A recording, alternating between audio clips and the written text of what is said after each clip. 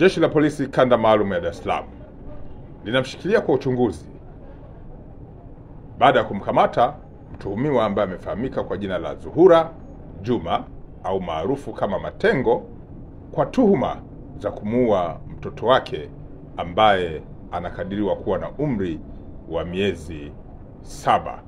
Lakini wakati huo huo mtuhumiwa huyu aliwajeruhi watu wengine wawili ambao walifahamika kwa jina la Agnes Matias na Suleimani Abdalla.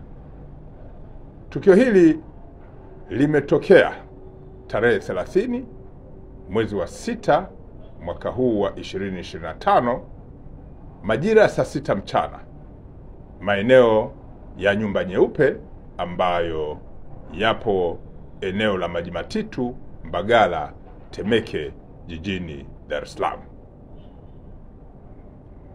Mtuhumiwa huyu inadaiwa kwenye muda huo ambao nimeutaja na tarehe hiyo alitumia kitu chenye ncha kali kumjeruhi na baadaye kumsababishia kifo mwanae ambaye alikuwa amelala kitandani.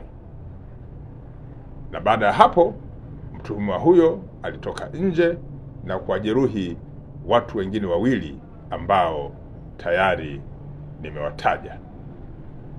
Kufuatia mauaji hayo, Jeshi la Polisi Kanda Maalumu ya Dar es Salaam kwa kushirikiana na taasisi zingine za kisayansi kwa pamoja wanachunguza kisa hiki na baadaye taratibu zingine za kisheria zitafuata.